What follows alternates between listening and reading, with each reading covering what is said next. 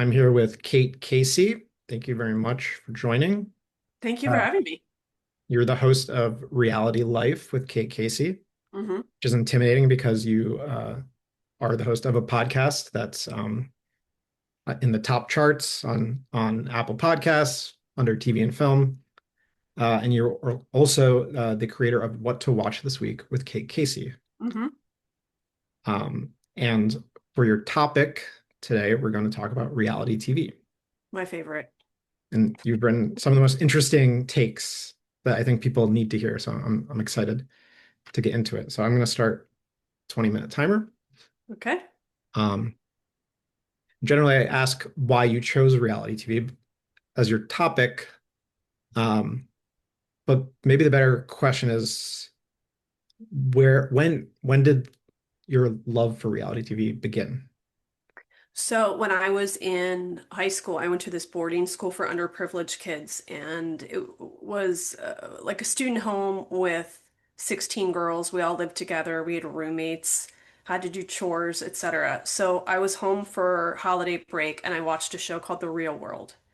And I thought, this is just like my boarding school experience. You live in a house where you have people from different regions of the country, sometimes different faith or cultures, and you're picked to live in a loft, kind of the same thing, and to find out what happens when people stop being polite and start getting real.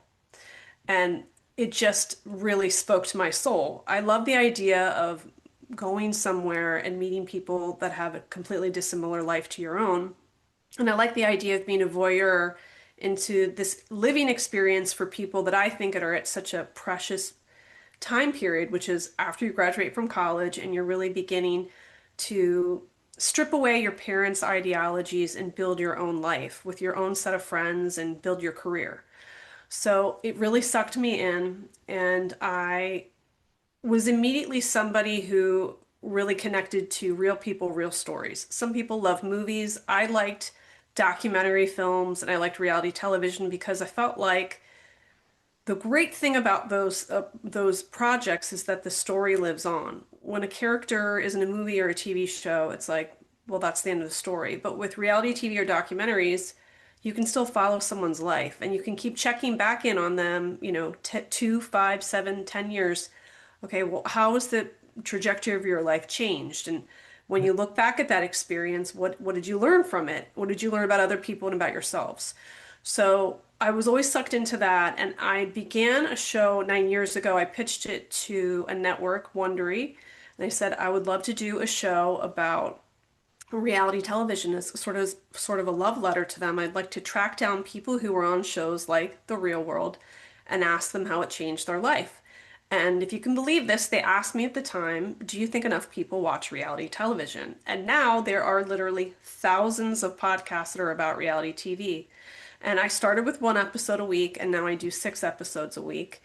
And the common kind of thread line is I'm telling you what is an interesting story, whether it's in the form of a reality television show or a documentary. I really feel like the smartest people in the world watch reality television because it, to me, is just a study in human behavior.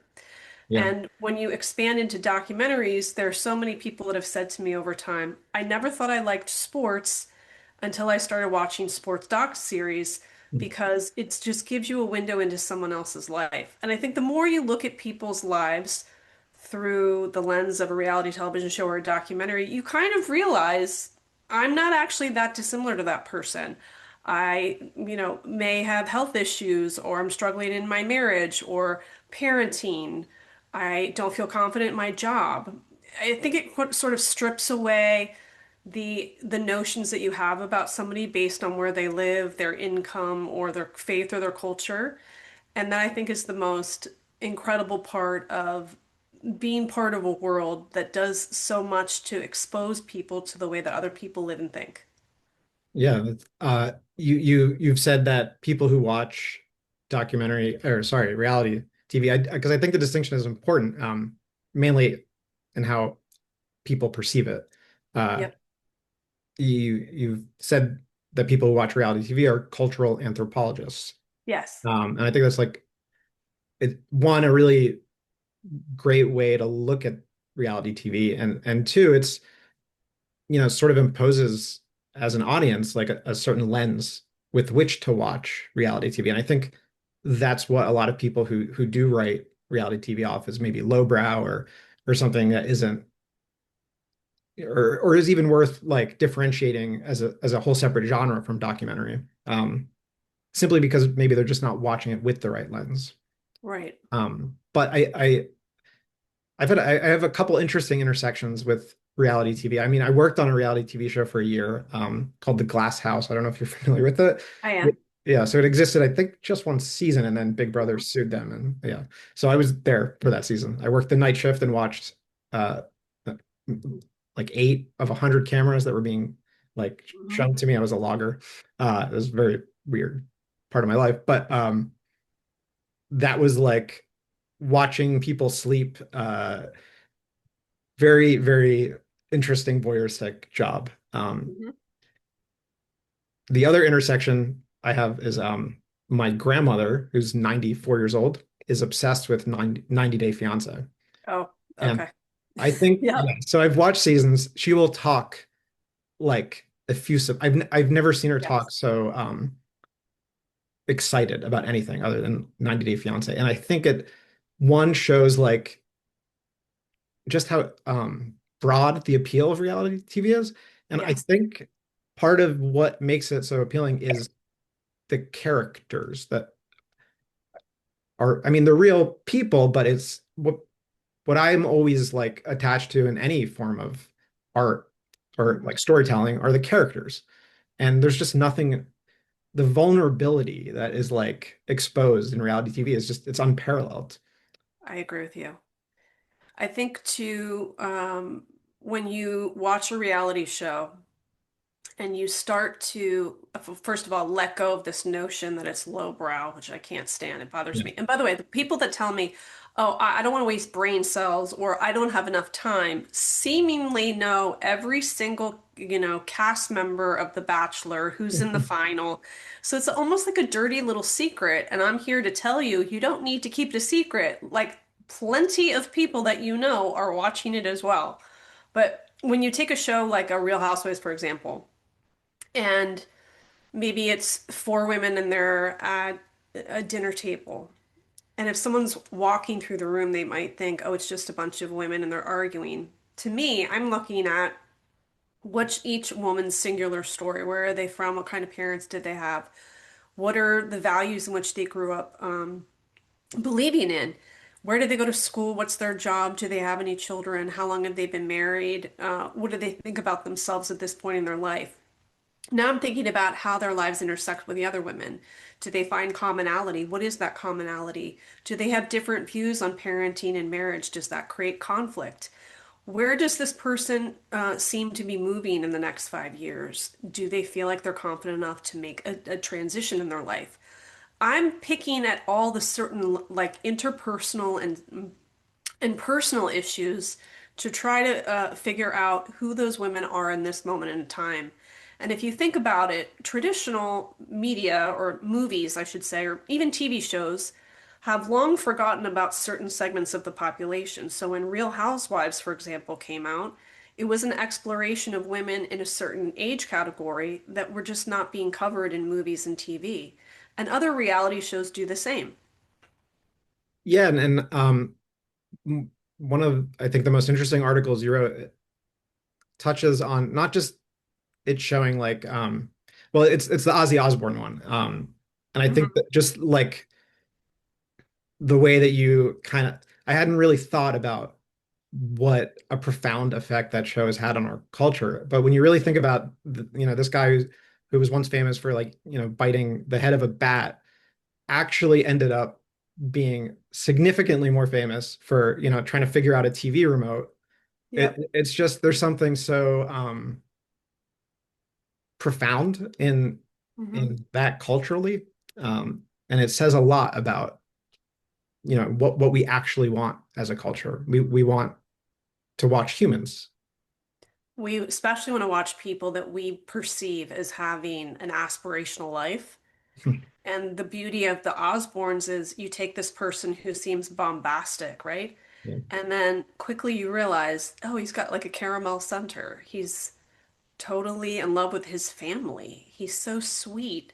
And it completely shifted the way that we looked at him as just his own persona, who he was as an artist and as a person. And then it changed the way we looked at celebrities. Yeah. And then it opened the door to people wanting access to celebrities because we wanted to know, well, what is it like to be famous? Is it like you have a butler at your house, that Yeah. you don't have any problems, that you don't have any stresses? Your life must be so much easier. And then when you get access, you realize, they've got an agent and manager that they can't get a phone call back from. They've got other relatives that they have to pay for. They're worried nonstop about whether or not they're going to get the next project, if they're overlooked, if they're aging. And it just really humanizes everybody.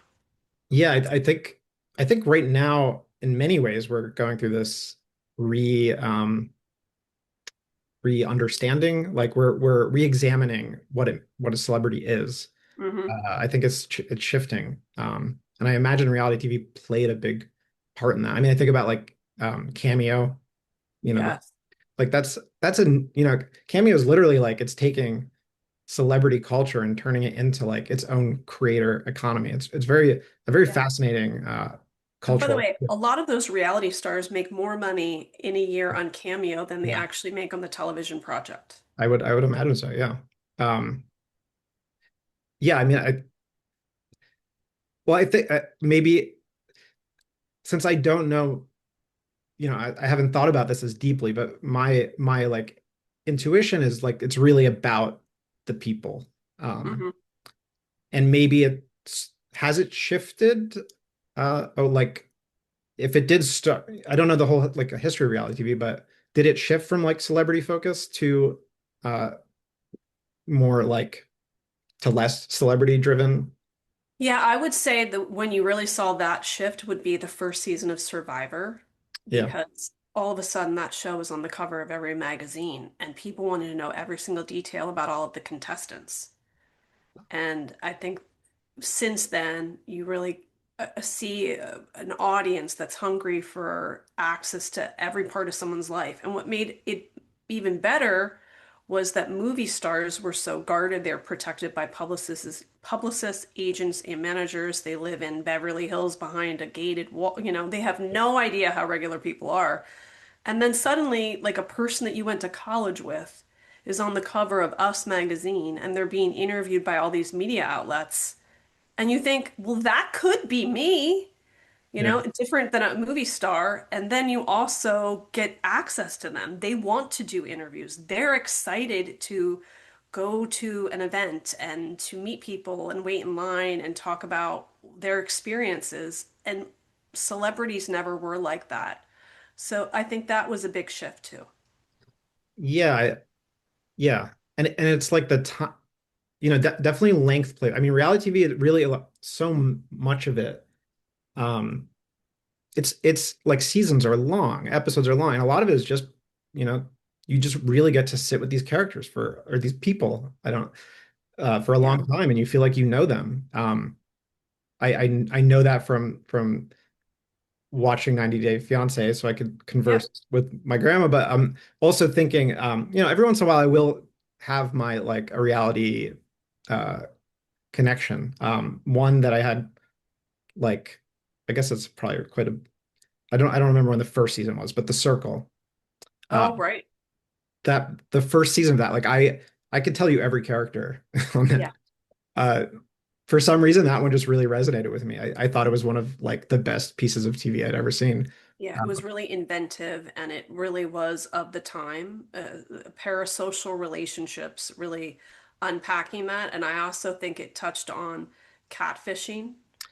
And that's yeah, something that's like an endlessly fascinating topic. And then the 90 Day Fiance thing, that's an example of a show. And I think episodes or seasons 2 and 3 were the ones that are like the best of the best of the best. But I think it illuminated people to the headaches that come when you date somebody abroad, but also the process of immigration. And then you have a show like Shaws of Sunset on Bravo. There was one season, well, it's a bunch of friends that live essentially in Beverly Hills, and they all have family from Iran. And there was this one season where they wanted to go back and see if they could connect with relatives, but because of their family dynamics and the government situation, they could only go to the border of Iran with Turkey. Hmm. And they had relatives come over and meet them in Turkey. And you're seeing these really incredibly painful moments where these Americans are meeting with their relatives and they're talking about what their parents left behind. And for many people, they probably have never met somebody from Iran. They were unfamiliar with what happened with the revolution. And suddenly, this person that they've been following their life, they're like, I feel like that's my friend. Yeah. And it can be an incredibly useful tool to highlight people's experiences and moments in history and how it shifts our culture, but also the way policy is. Yeah. I mean, that's an incredible way to look at it. I I really, for me, like vulnerability is really like the currency of social relationships, almost like Mhm. connectedness of life. I think it's like what, you know, authors and filmmakers of fiction are trying to create is vulnerability. And it's like it's the highest currency there is. And reality TV that's done well elicits vulnerability in a way that I think nothing else has quite gotten at. Um, Yeah. and the just because it's a reference that I know very well, like thinking about The Circle, it's like there's one element of reality TV where it's like observational, Mhm. and you're just kind of like getting to know the people, but Yeah. to get into their psyche and see like not only do you get to know them, you get to know what persona they would create were they to create it. And Yes. it's just like so many levels of like analysis. Well, Um, also, for me, if I track a show for many seasons, I see the way someone's complete chemistry changes after they become famous. oh And wow. that to me is another study in human behavior. Like, what happens when you take someone literally plucked from obscurity and then they have people that stop them in the streets? For housewives, it's interesting because maybe they were the wife of and then the background, and then suddenly they're getting attention that maybe they've never received. And also now they have financial power and independence. And that's interesting to kind of watch how someone changes as well. Does it become, Well, a lot of them get divorced. huh? Yeah, and now the husband's like, I don't like this that you're on social media all the time and you're answering people, or that when we go to dinner, it's about you and not me. And I don't like that you're not asking me for some sort of allowance. I don't like that you're being invited to go on television shows. I don't like that you've changed the way you look. It could be many different things. It's interesting that reality TV started as an analysis of celebrity, and now it's a creator of celebrity. It absolutely is. In fact, you will see, I think it's hopefully going to change, but for a long time now, people would actively go on reality shows because it was the best way to get cast for a movie or TV show. Because when you would go in for an audition, they're asking you how many social media followers do you have? Yeah, That's currency. yeah. And I'm seeing a slight shift now with the success of Heated Rivalry, where you have really talented actors plucked from obscurity, and the show did so well. I think it's making studios feel confident again that that system works because they would take TikTok influencers or Instagram influencers and put them into movies. But the way that people could build up and become a TikTok influencer or an Instagram influencer was to go on a reality show. Huh. So you You think know, even though, I think in our current economy, yeah, visibility equals profitability. yes, And so for a lot of people, even back years ago, remember The Bachelor? It was like that was the escalator to success. You yeah, could be like a teacher or working in an accounting firm, but then you could be a contestant on this, dating show, and then suddenly you have 150,000 followers, and now you're getting business. I had a Bachelor contestant tell me, and I swear to you, I was like, you've got to be out of your mind. He was a complete weirdo, and he said, "Well, now that I'm on the show, because he had his MBA, but he worked at like a company that made like pool supplies or something." And not even like an executive, just employee said, well, now that I've been on The Bachelor and I have all these followers, I have companies contacting me, to see if I'll like run their company. Craziness. Yeah. But even though heated rivalry is fiction, you still think that that is indicative of how reality TV is going to progress? Yeah, because I think now you'll see all of a sudden, because this became a success, it was about two ice hockey players. You see people that probably have never watched a hockey game, all of a sudden are like following hockey teams. They want to know all the players. Are they married? There's a spider web effect. Yeah. We're And with I guarantee you they're going to greenlight a reality show in the next 2 months about an ice hockey player or a team in behind the scenes because suddenly everyone's interested in ice hockey now. well, we have gone through our 20 minutes. It goes quick. Um, Yes. but what can you what should folks be watching right now in the reality scene? Ugh, well, I will say this one I think is a universal hit in every household. And teenagers love it, couples love it. It's called Love Undercover and it's on Peacock. Now it's been on for like a year, but I'm telling you, it's one to watch. You wanna watch it? So imagine these women show up and they think they're going to be on a reality dating show, and they've told them, you American women clearly have had the worst time trying to find a great guy. So we went to the UK and we found these guys. But they all have regular jobs, but we're thinking maybe you might be able to find long and lasting love with a guy from the UK. What they are not telling these women is that all of these men are international soccer stars. So when they meet them, they're kind of judgy. Like, I mean, he's like maybe too tall, but he's only like he works in construction. And so the whole show is like unpacking Wow. their view of these guys that they think are not going to keep up with their perceived lifestyle because they're like basically influencer wannabes. Hmm. And then you get to see as they start to break up with these girls, revealing the truth of it. Like I'm actually like I have 4 million followers and I'm like on one of the best teams in the UK. And then also in the process, all of these guys become like great friends, and that's also a funny part of it too. It, so much of reality TV is a study of celebrity. That's it. It's People that are celebrities or want to be celebrities. yeah. Wow. Well, thank you very much. I'm gonna Thank you. love Undercover. Yeah.